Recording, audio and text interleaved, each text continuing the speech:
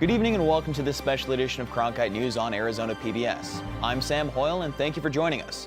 Cronkite News is committed to covering government news across the state. Tonight, a look back on stories including controversy over light rail expansion and efforts to help those who are hearing impaired for better informed voters.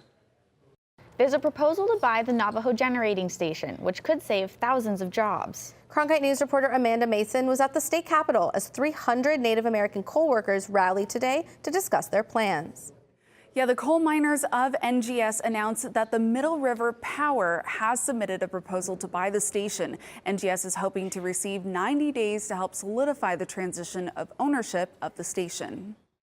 Just 90 days! Just 90 days! When the Navajo generating station was built back in 1976, the Navajo and Hopi tribes were promised 70 years of service. Many livelihoods are at stake, including that of Marcus Singer, a supervisor at Kayenta Coal Mine, and that coal mine's only customer is NGS. If that power plant shuts down, the mine would also close. Singer says he needs this job, the first one he's had that allows him to see his kids every night. Yeah, growing up, I've always wanted to work at the mine. I mean, I went to school for mechanic and stuff like that, got my degree and got the opportunity to start with personal safety, and that was my chance to come back to Kayenta.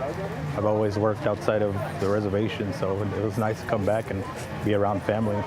It's a good place to work, and you know, it gives younger generations the ability to dream, to work on things beyond their imaginations. Another job at risk is a truck driver of 30 years for the coal mine and local union president, Maria Justice, who says that the coal mine is a lifeline for the community. And that's what I must emphasize. We are very proud workers. And the fact that we can work hard to provide for our own selves and ourselves. You know, we don't want a handout. We want to be able to provide for ourselves. And that's what we're after.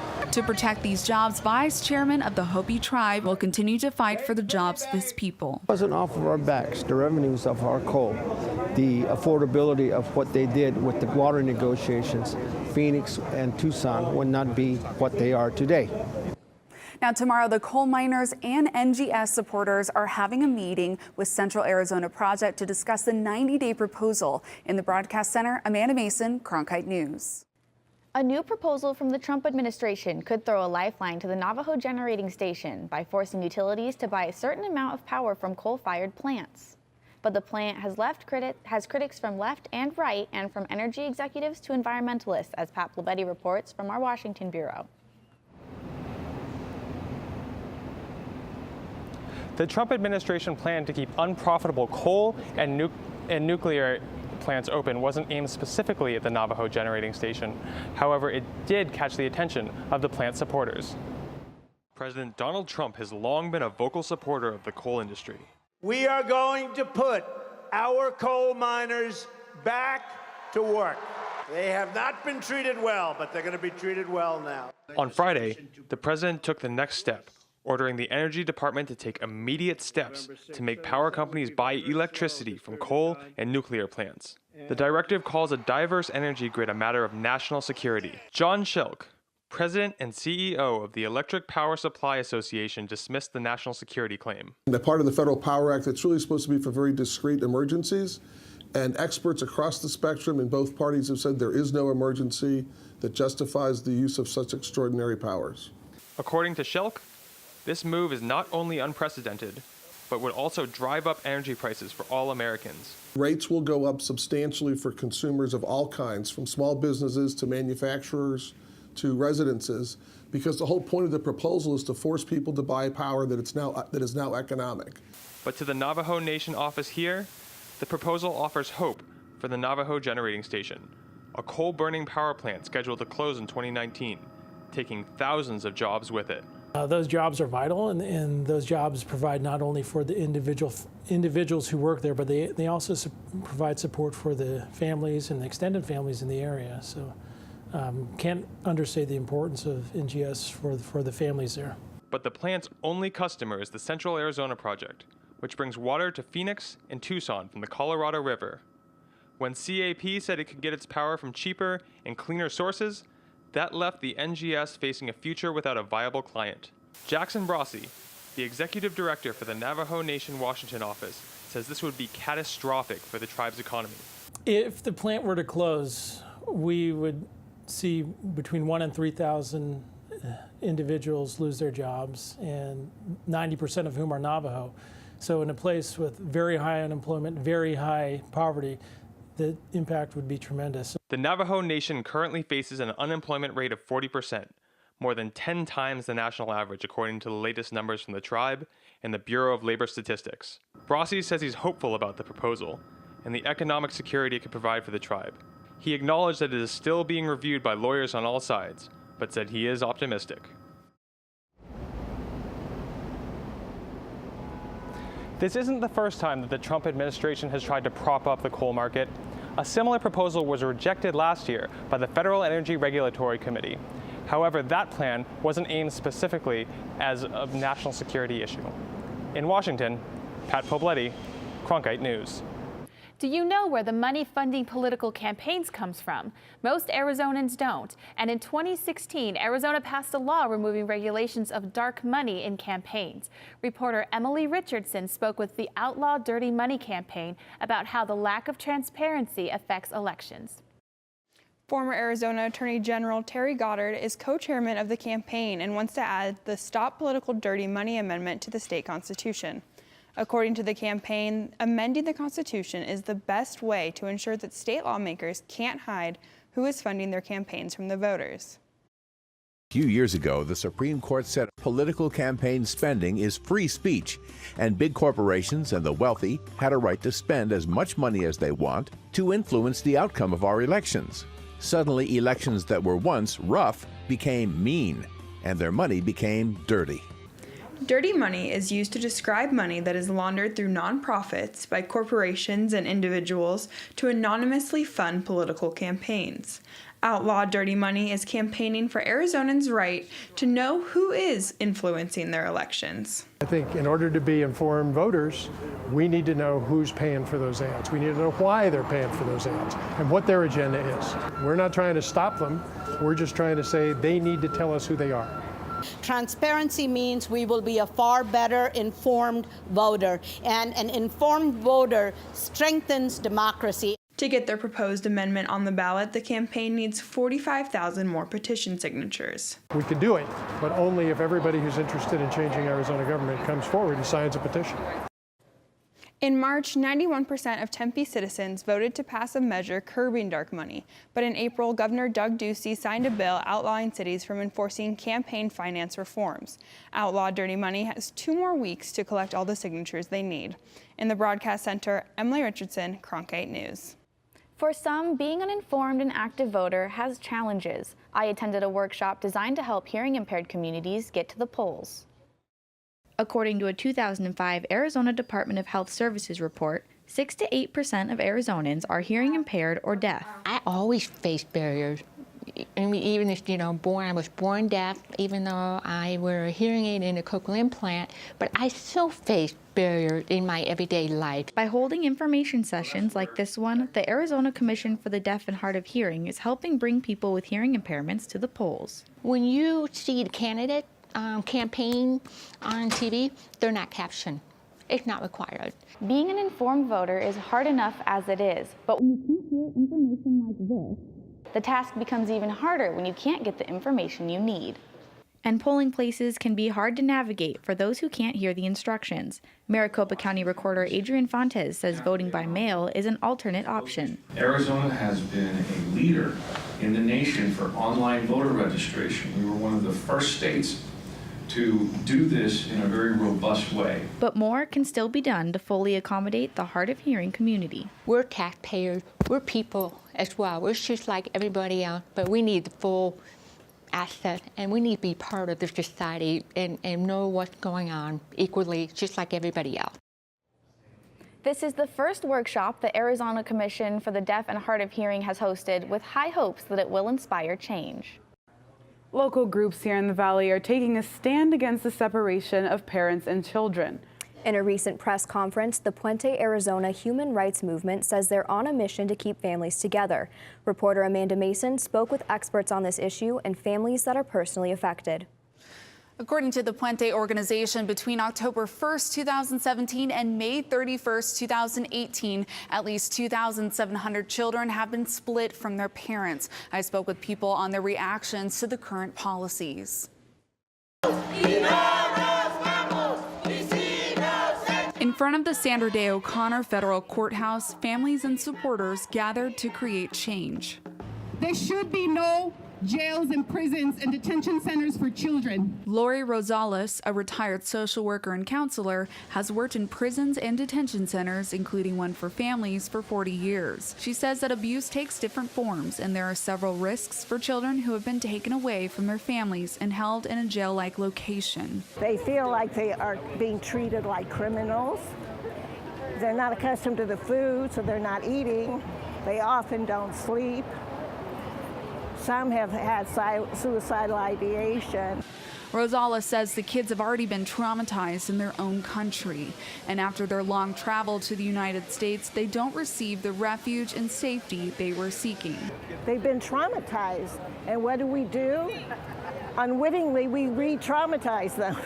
And I would venture to say many would feel that what we do in terms of traumatizing them is far worse than anything they've experienced thus far. Happening against these children feels like a crime against my own humanity, my own child, my own family. And I can't sit idly by and watch this happen. I believe that all children should be set free, and I believe all adults who are their parents and their kin in any way should also be set free, because this is a huge impact on entire communities. Puente reported an average of 45 children are being taken from their parents each day. Another speaker, 8-year-old Akemi Vargas, has not seen her dad for an entire year after he was deported before her birthday, leaving her with her mother and her 2 sisters in the United States. Kids like me should not be in prison. They should be free and play with their brothers and sisters, go to school and get a college degree. Vargas has a message for her dad. I would really like to say to him to try to come back, even how long it takes. Former counselor Rosales says that with the changes in policies over the years, the kids in detention centers aren't even allowed to receive hugs from the people in charge because of liability issues. Rosales says that what kids really need is loving care, and without that, they could develop attachment disorders. In the broadcast center, Amanda Mason, Cronkite News. I'm Matt Berry, ESPN Sports Center anchor and graduate of ASU's Walter Cronkite School of Journalism and Mass Communication. With its bachelor's and master's degrees in sports journalism, the Cronkite School is preparing the next generation of sports journalists to tell stories that matter, stories that excite, inspire, and inform.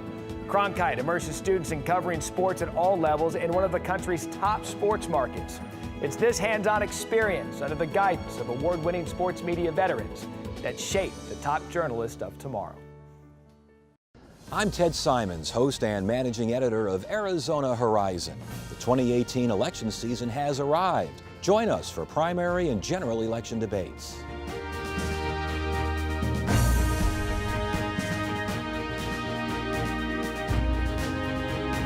Right here, meet the candidates and hear their positions. Arizona Horizon, your source for what matters most this election season. Only on Arizona PBS. The 2018 midterms are approaching fast, and local advocacy groups are trying to increase voter attendance this November. Reporter Emily Richardson spoke with members behind the new movement, Me Arizona, about why midterm elections are important for local communities. 2018 is a big year for Arizona politics, with Jeff Flake's seat in the Senate up for grabs and Governor Doug Ducey up for re-election. Today, Me Arizona held their unofficial launch event where they talked with community members about what's next. We are changing the narrative. We are changing what those politicians in those rooms are scheming, criminalizing our communities, taking away our families. That's what we're doing. We are saying, ya basta, ya me cansé, and I'm ready to fight. So Arizona has seen its fair share of civic engagement this year, with movements like March for Our Lives, the Women's March, and Red for Ed. And Me Arizona is using this momentum to inspire others. I think it's now a victory to go from 2010 of uncertainty full of fear to a 2018 full of hope and and even in the possibility to change the state of Arizona, like I said, to a state that's more inclusive.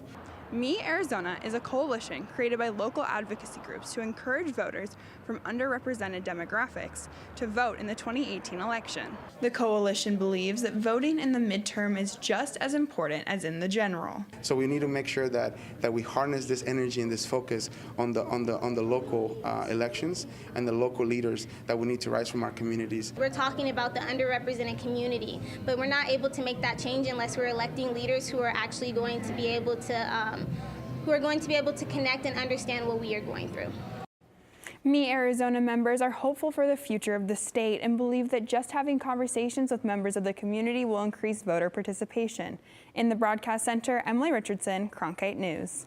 Red for Ed, Black Lives Matter, March for Our Lives, and Me Too. All of these are examples of people coming together to express their discontent for the government or society. Cronkite News reporter Emily Richardson explains how activism can help create change. Arizona is no stranger to having citizens protest government officials. In April, tens of thousands of teachers rallied right here in downtown Phoenix demanding better funding. We're going to keep on going, we're going to come back, and we're going to put the pressure on you because we elected you and you should at least listen to us. According to a Washington Post Kaiser Family Foundation poll, 1 in 5 adults have attended a political protest, rally, or speech. Individuals who've had to sit at a separate table for so long, who have been told that they needed to wait to have their voices heard, are now saying that, like, this is my Arizona, like, this is my time. And earlier this year, Arizonans did just that. Women across the state started Let It Flow, sending pads and tampons to a state lawmaker who blocked a bill that would provide inmates free and unlimited feminine hygiene products. In order to make it stop, he, and I really pressured the Department of Corrections to change their policy. So the women now are getting not only pads, but they're getting a lot more tampons as well. To Maria Reboyedo, activism is important because it shows which elected officials are fighting for you. And once you know where they're walking, that they're walking with you to pass this, to actually move forward with them together, that's the best feeling you could get, because now you know, okay, we do have power, we just need to move together. The same Washington Post Kaiser Family poll found that 50% of rally-goers are more active now than they were 2 years ago. In Phoenix, Emily Richardson, Cronkite News. The majority of public office positions are held by men. Just 25% of state legislators across the United States are women. But as Cronkite News reporter Jordan Daphnis shows us, Arizona is ahead of the game when it comes to equality. Our state is tied with Vermont for having the most women state legislators, 40%. Today, more than 500 women gathered at the Phoenix Convention Center for the Arizona Women Leading Government Conference to learn how to increase those numbers. We co-founded Arizona Women Leading Government specifically because there was a lack of women at executive levels of local government leadership. According to a study from Rutgers University, just 23% of all statewide elected positions are held by women across the country. This group is hoping to change that. The intent really is just to work on growing more women leaders in local government in Arizona and empowering them to go take that next step in their career. Taking the next step in heels, these women showed up in large numbers to discuss subjects like the Me Too movement and Time's Up, and to learn more about leadership. Leadership is really important. We're all today trying to accomplish on a national level diversity in the workplace and women in leadership roles. Phoenix Police Chief Jerry Williams opened up the event and told attendees to save a seat for a sister. When we get in positions of leadership, we have a responsibility to have the person sitting next to you be female also. And to Ed's point, she just can't be female for the sake of being female, right? She can be a female who is working her way through the process of being where you are sitting in a seat. And ladies and gentlemen, I really think we have that as a responsibility. A responsibility that today's attendees are happy to take on. I'm passionate because I feel that we are in a time that we are seeing a lot more women in leadership and especially in government leadership. And I am excited to have the opportunity to work with them and network with them. Now, the leaders of this event told me that they want to see more equal representation in their communities. For example, if a community has 50% women, they want to see 50% of women in office to represent that number. In the Phoenix Convention Center, Jordan Daphnis, Cronkite News. We're less than 12 weeks from the midterm elections, many pundits calling it a critical day for our future. But is the democratic process safe from cyber criminals? Arizona was reportedly a victim of election hacking in 2016. Reporter Gabriela Becerra shares how the nation and the state are taking precautions. The National Protection and Programs Directorate is an office within Homeland Security designed to protect the nation's physical and cyber infrastructure. Representative Martha McSally questioned Undersecretary Christopher Krebs about the reported hack and how this changes the security of the upcoming election. Just because it hasn't happened yet in 2018 doesn't mean it can't happen between now and Election Day. If they choose to, right? Threat equals capability plus intent.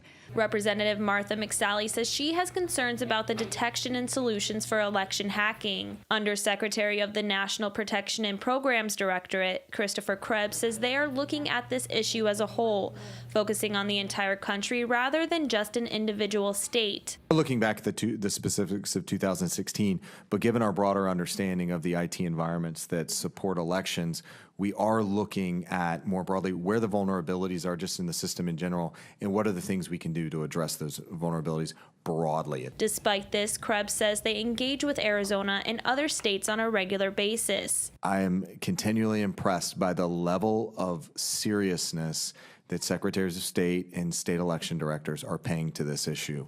They want more information. They want more threat information. They want more information about how they can understand and manage their risk. Maricopa County Recorder Adrian Fontes says their office has as much on lockdown as possible and stays in communication with jurisdictions around the country to prevent potential threats. We work with local, state, and federal agencies consistently, and so we're doing everything we can to maintain the integrity of the system.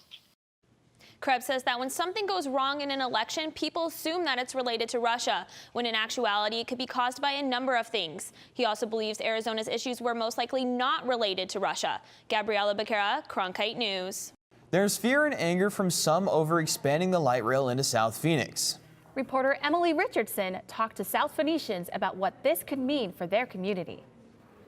I attended a community meeting where Phoenicians came together to share their opinion on the South Central Light Rail extension, and the overwhelming majority of people who live or own businesses along Central Avenue do not want the light rail coming to their side of town. If the South community has to pay a price for bringing this project, we don't want it. Valley Metro is planning a light rail extension that will stop at Baseline and Central. They believe it will help create connectivity throughout Phoenix. South Central Extension is going to be critical. It will be an opportunity for people to connect to South Central Phoenix conveniently through the light rail system. But business owners along Central Avenue are worried about the train reducing Central to only 2 lanes, causing drivers to use alternative routes and hurting businesses that would run along the light rail's path. People will be staying away from Central because they don't want to be near the light rail. They don't want to drive alongside of it. All the other ones that have come through and been built, people stay away from like it's the plague. And that's pretty much what it is, it's a plague. I don't want to close my doors because the light rail plus, it is frustrating when the political people don't count with the community. Valley Metro believes the expansion will actually help businesses based on their previous extensions. They've seen a boost in business. We've had $10.2 billion of economic development along the system. So we really hope the same thing happens for our friends in South Central Phoenix. Some of the citizens believe the project's money would be better used to beautify their community or adding better bus routes. The South Central Light Rail extension is scheduled to start construction in 2019 and open in 2023. In the Broadcast Center, Emily Richardson, Cronkite News. Dozens of young adults gathered in Phoenix to learn how to make positive differences in their communities. Reporter Emily Richardson attended the Obama Foundation's first Community Leadership Corps program to learn more about how it is helping empower young leaders in society. This weekend, the Obama Foundation held their first Community Leadership Corps, where they are teaching young activists organizing and leadership skills to help them enact change in their communities. And I realized that the best way for me to have an impact is to train the next generation of leaders so that I can pass the baton and all of you can make change in your communities, in the country, and across the world. This weekend, the Obama Foundation started their Community Leadership Corps, which was designed to empower and train young leaders to create the world they want to live in by addressing issues in their communities. We need the next generation to show us how community involvement is going to work in the 21st century. The program is 6 months long and teaches young adults skills they need to be leaders, while allowing them to organize their own community outreach programs. Ashton Skinner and Brianna Combs are just two of the participants who hope to spark change in Phoenix.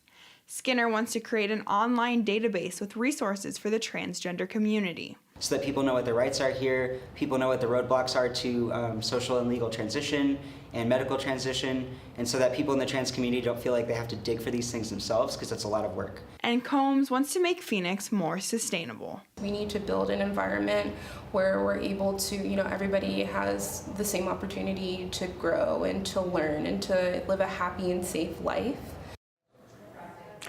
The foundation will be holding 2 more kickoff events this month in South Carolina and Illinois. In Phoenix, Emily Richardson, Cronkite News. Thanks for joining us for this special edition of Cronkite News. For top Arizona stories anytime, go to cronkitenews.azpbs.org.